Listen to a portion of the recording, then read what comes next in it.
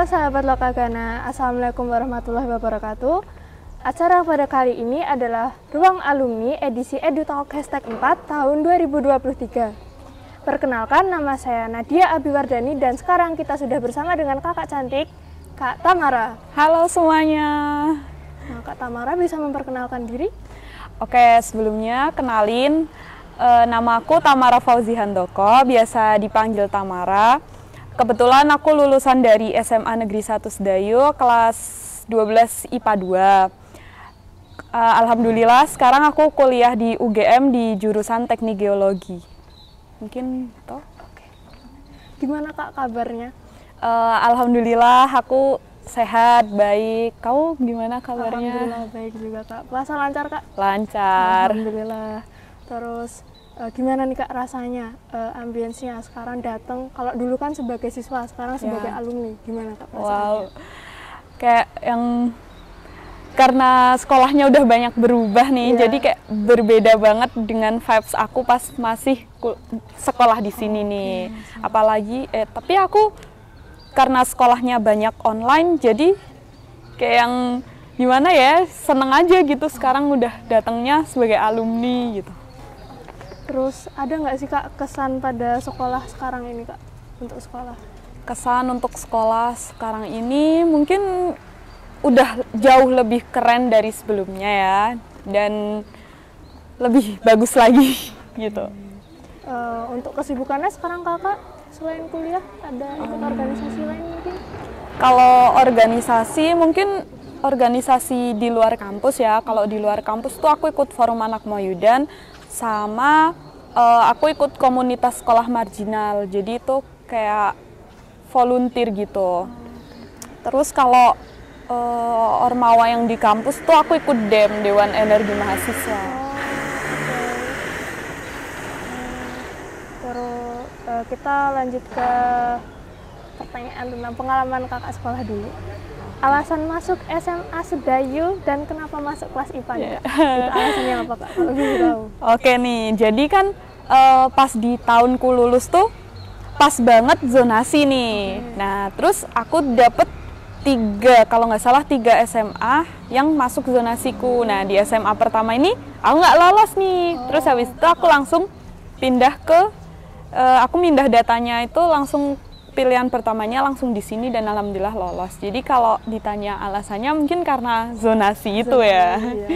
Ya, kalau IPA tuh aku mikirnya IPA tuh peluang untuk kuliahnya tuh bakalan gede. Walaupun ya sekarang itu sebenarnya sama, cuman aku mikirnya kalau IPA mau pindah ke IPS tuh lebih istilahnya lebih bisa gitu lah. Tapi kalau sekarang kayaknya udah sama ya. Iya.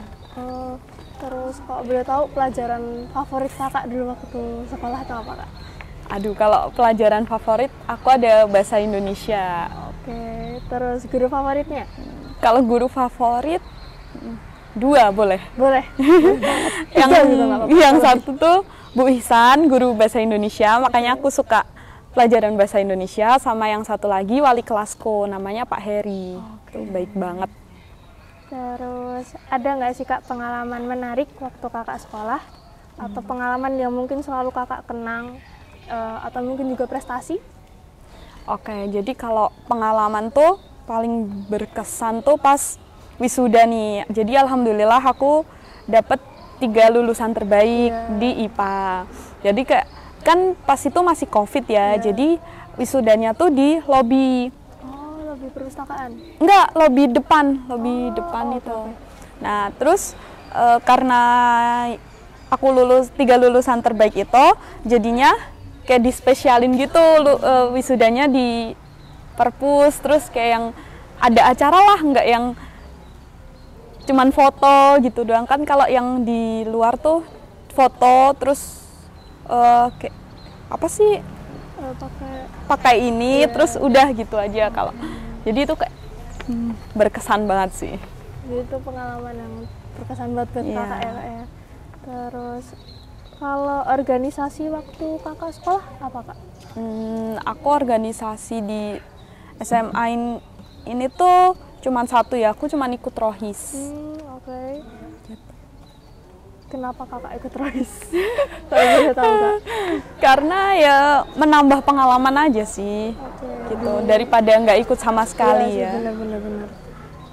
Kita masuk ke pertanyaan tentang perjalanan kakak untuk masuk kuliah nih kak. Oke. Kalau boleh tahu, dulu kan kakak termasuk siswa eligible. Gimana sih kak sistem belajar waktu sekolah tuh, terus langkah-langkah sehingga kakak bisa masuk sebagai siswa eligible, terus tipsnya ada nggak kak kira-kira buat kami? Oke, untuk pertanyaan pertama, bagaimana tipsnya dulu aja ya? Oke, boleh. Kalau tipsnya tuh sebenarnya karena aku online, jadi tuh yang penting ngumpulin tugas aja sih. Yang penting ngumpulin tugas tepat waktu gitu aja sih. Terus apa lagi tadi pertanyaannya? Terus waktu kakak kelas 12 mengetahui masuk siswa eligible, gimana kakak merencanakan dan menentukan prodi kuliah serta universitas yang akan dipilih? Oke, pas aku tahu aku masuk ke siswa eligible tuh, tentunya aku tanyain orang-orang yang rankingnya di atasku, mereka mau pilih apa nih. Sebisa mungkin aku milih prodi yang mereka belum pilih gitu. Jadi kayak kita tuh tahu kalau misal mereka udah milih, kita jangan milih itu gitu. Waktu itu kakak pilih prodi apa dan di universitas apa kak? Aku pilih ilmu tanah di UGM. Oke. Alasan kakak pilih prodi itu kenapa kak? Oke, aku karena apa ya, kalau ditanya milih prodi itu sebenarnya ngambang juga sih. Aku suka kuliah yang enggak terus-terusan di kampus. Jadi aku mikirnya kayak ilmu tanah kan mempelajari tanah nih. Nah, jadi aku mikirnya kayak wah asik ya main-main di luar, mungkin ada field trip gitu sih. Jadi aku kayak tertarik aja gitu.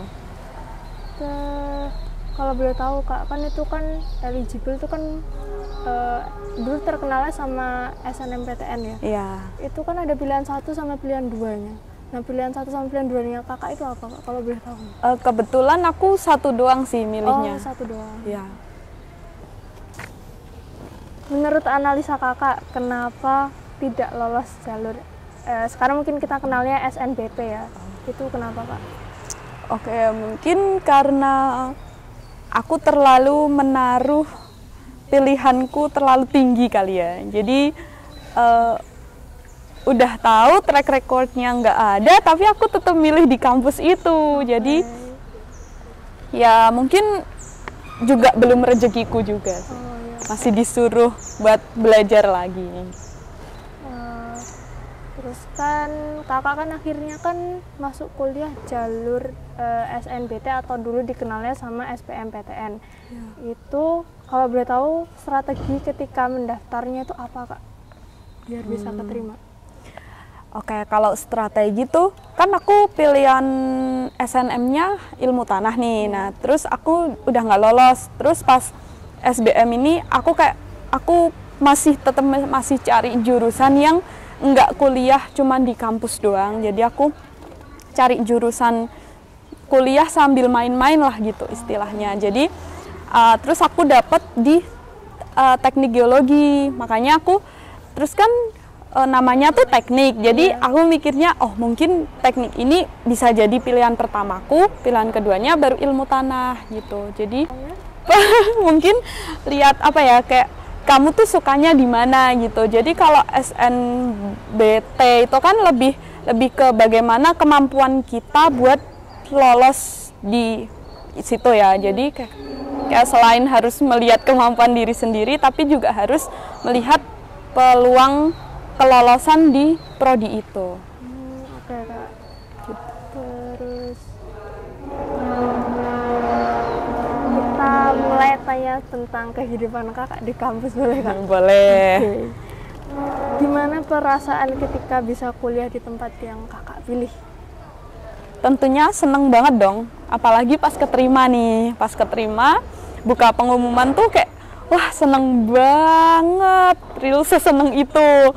Tapi makin kesini makin yang kayak sepertinya aku salah jurusan, sepertinya ini terlalu berat, bla bla bla bla gitu. Tapi kayak aku masih berusaha untuk enjoy menjalani ini semua karena ya ini emang pilihanku gitu sih. Harus tetap semangat ya Kak? Iya, tentu dong. Kalau boleh tahu juga gimana suasana dunia perkuliahan di Teknik Geologi UGM Kak? Suasana dunia perkuliahan asik banget karena jadi kalau di Teknik Geologi tuh ada namanya field trip. Field trip itu kayak kuliah lapangan gitu loh. Jadi per semester tuh bisa sampai 3 sampai 4 kali buat field trip itu. Jadi kayak selain kita di kampus, kita juga main-main ke lapangan. Jadi menurutku itu asik banget sih. Bisa jadi kayak apa ya, hiburan gitulah walaupun kita juga sambil belajar gitu. Ketika mulai perkuliahan sampai sekarang, adakah perbedaan pembelajaran kuliah di UGM, khususnya prodi yang kakak pilih, dengan pembelajaran di sekolah kak? Oh, tentunya lumayan signifikan ya perbedaannya. Jadi kalau di kuliah itu 1 minggu 1 kali ketemu matkul. Jadi nggak yang misal bahasa Indonesia Senin sama Selasa gitu enggak. Jadi cuman misal matkul bahasa Indonesia itu cuman ketemu 1 kali dalam seminggu. Dan yang dipelajarin tuh kalau di kuliah 1 materi itu 1 minggu. Jadi 1 pertemuan itu bener-bener 1 materi. Enggak yang kalau di minggu ini belum selesai gitu ya terus dilanjutin minggu selanjutnya. Itu enggak. Jadi kayak misal minggu ini mempelajari tentang misalnya apa ya, batuan beku gitu ya. Nah jadi kalau misal dalam minggu ini batuan beku nggak selesai, minggu selanjutnya nggak lanjut batuan beku tapi emang udah ganti materi di batuan sedimen gitu. Jadi kayak bener-bener 1 materi itu diselesaikan dalam 1 kali pertemuan gitu. Terus adakah yang mau dibagikan untuk adik-adik kelas, apa saja kebiasaan di perkuliahan yang mungkin bisa mulai diterapkan waktu di sekolah? Mencatat sih. Mencatat itu kayak wajib banget hukumnya. Apalagi kan sekarang udah offline ya, full offline kan. Full offline. Nah itu jadi kayak apapun yang guru sampaikan tuh sebisa mungkin kalian catat. Walaupun kayak ya apapun lah.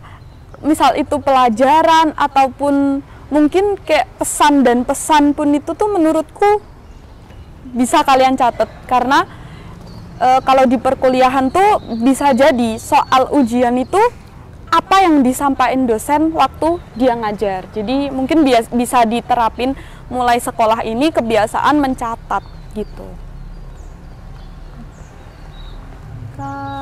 Kita mulai tentang pertanyaan perihal prodi yang kakak ikutin. Okay. Apa saja yang dipelajari di prodi Teknik Geologi UGM? Kalau yang dipelajari karena aku masih semester 2 ya, jadi sepengalamanku kemarin semester 1 tuh aku belajar yang paling utama itu aku belajar mineral sama aku belajar tentang batuan.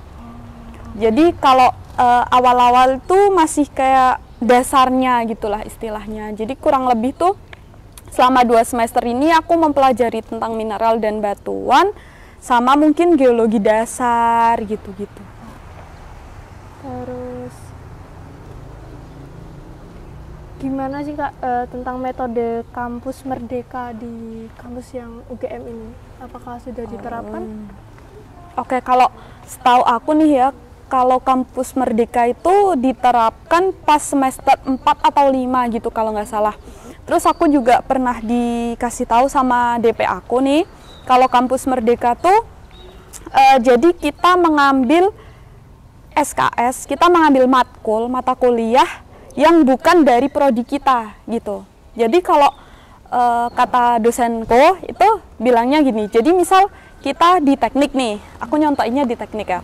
Aku masuk teknik geologi. Nah, kalau mau ikut kampus merdeka itu tuh kita harus kayak milih matkul, misalnya di teknik sipil, di teknik elektro, di teknik mesin gitu. Jadi senilai 20 SKS. Jadi nggak boleh ambil matkul yang prodi kita gitu. Jadi ambil matkul di prodi lain. kurang lebih seperti itu. Tapi jadi kampus Merdeka itu kalau nggak salah ada beberapa pilihan gitu ya. Ada magangnya juga. Ada ya sama yang kayak aku tadi jelasin gitu. Jadi tapi untuk lebih lanjutnya aku belum tahu lagi sih. Gitu. Apa aja sih Kak persiapan untuk menjadi anak teknik?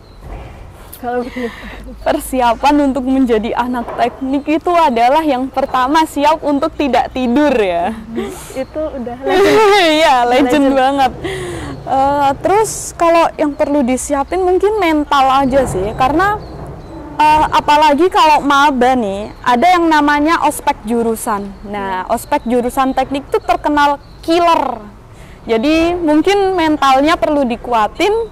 Terus kalau buat pembelajaran sih, menurutku yang penting kalian bisa ngikutin aja apa yang disampaikan dosen, apa yang disampaikan di materinya. Menurutku itu udah kayak bisa. Oh, satu lagi, relasi.